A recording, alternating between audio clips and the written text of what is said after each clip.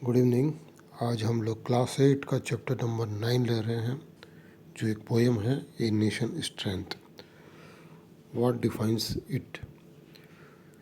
तो नेशन की स्ट्रेंथ जो पोएम में बताया जा रहा है कि नेशन की स्ट्रेंथ बेसिकली किस में होती है। वो पोएट बोल रहा है कि नेशन की स्ट्रेंथ क्या उसकी वेल्थ, यहाँ पे गोल्ड दिया है कि क्या उसकी वेल्थ में होती है, या उसके प्राइड में होती है, या उसकी मिलिट्री पावर में होती है। नेशन की स्ट्रेंथ क्यों होती है, किस किस वजह से होती है, क्या वेल्थ की वजह से होती है, क्या उसकी मिलिट्री पावर की वजह से होती है, या फिर प्राइड जो हम उसमें फील करते हैं कंट्री के लिए उसमें होती है, या फिर नेशन की स्ट्रेंथ जो है बेसिकली उसके लोगों की ब्रेवरी और जो लोग उसको ऑनर देते हैं कंट्री उसमें होती है। तो ये इसको अभी कनेक्ट करने की कोशिश करते हैं। सबसे पहले what is that you love the most about your country. तो आपसे पूछा गया है कि आप अपने कंट्री के बारे में क्या सबसे ज़्यादा पसंद करते हैं। क्या कंट्री की ब्यूटी के बाद आपको ज़्यादा पसंद है कि आपका कंट्री ब्यूटीफुल है, या कंट्री के बारे में कुछ और आपकी, जैसे बाबा का कुछ कंट्री वेल्दी होते हैं, बहुत डेवलप होते हैं, तो लोग उसके बारे में उसको भी बहुत पसंद करते हैं, क्या उसके कारण भी लोग पसंद करते हैं। तो आप किस कारण से अपने कंट्री को लव करते हैं। Reflect what are the some of the ways in which we can show our love और आवर कंट्री। हम लोग हमारा जो लव है हमारे कंट्री के लिए, उस तरह का हम किस तरह से शो कर सकते हैं। इसका मतलब है कि आप या तो कुछ किसी तरह से कंट्रीब्यूट करिए कंट्री के डेवलपमेंट के लिए, कंट्री को अपने आसपास के सिटीज़ को, अपने आसपास की सराउंडिंग्स को क्लीन रखिए। और भी बहुत सारे तरीके हैं जिससे आप अपने कंट्री का लव टुवर्ड्स कंट्री आप अपना शो कर सकते हैं। Imagine a situation where you make your country proud, tell the class about it. ऐसी कोई सिचुएशन आई है जब आपने अपने कंट्री को प्राउड किया, जब आपने, जैसे भी हो सकता है कि बहुत सारे लोग स्पोर्ट्स में पार्टिसिपेट करते हैं अपनी कंट्री की तरफ से और कुछ अच्छा अचीवमेंट करते हैं वो सब में, तो आपका कंट्री का आपको प्राउड फील होता है अपने कंट्री के लिए। तो ऐसा कोई सिचुएशन है तो आप अपना क्लास को बता सकते हैं। बिफोर यू रीड, तो इनके बेसिकली जो पोएट है वो रैल्फ वाल्डो एमरसन है। He was an American essayist, lecturer and poet. तो वो ऐसे लिखते थे, लेक्चरर थे और पोएट थे। He seen as a champion of individualism and a critic of pressure of the society on individual.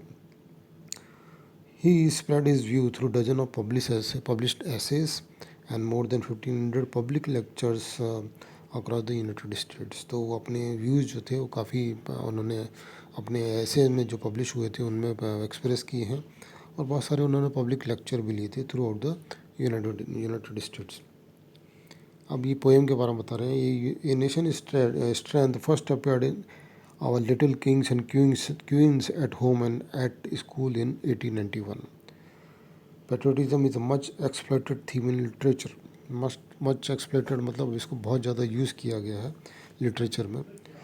The lesson that the poem convey is that a country is only as good as its citizens are. ये lesson जो बताता है, जो poem के through आता है कि आपका कंट्री उतना ही गुड है जितने अच्छे उसके सिटीजन्स हैं। तो इस तरह से बेसिकली यही पोएम में बताने की कोशिश करी गई है कि कंट्री जो होता है उसकी स्ट्रेंथ जो होती है उसकी पीपल होती है।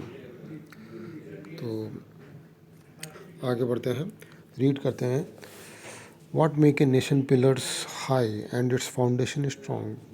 हमारे नेशंस के पिलर को हाई कौन रखता है और उसके फाउंडेशन स्ट्रॉन्ग क्यों स्ट्रॉन्ग होते हैं। What make it mighty to defy. ऐसी क्या चीज़ है जो उसको मतलब इतना स्ट्रांग बना देती है कि वो कोई उसको हरा नहीं सकता। That force that round it throng. ऐसी जो उसके दुश्मन भी उसको हरा नहीं सकते। मतलब it is not gold it's kingdom ground go down in the battle shock. ये क्या वो गोल्ड नहीं है, वो बोल रहा है गोल्ड नहीं है, उसका जो किंगडम कितना भी बड़ा वेल्ड किंगडम हो, वो बैटल शॉक में उसका सारा खजाना खाली हो जाता है, वो बोल रहा है। Its shafts are laid on sinking sand not on abiding rock. इसके शाफ्ट जैसे मतलब यहाँ दिया है कि pillars column that are form of the base of building जो होती हैं, उसके शाफ्ट जो होते हैं सिंकिंग सैंड में चले जाते हैं, और बाइंडिंग रॉक मतलब स्ट्रॉन्ग रॉक पे स्ट्रॉन्ग फाउंडेशन नहीं होती। अगर आप अपनी कंट्री जो अपनी वेल्थ के ऊपर डिपेंड रहता है, तो वो धीरे धीरे कंट्री जो है कभी किसी वार में या किसी चीज़ में डाउन होने के चांस रहते हैं।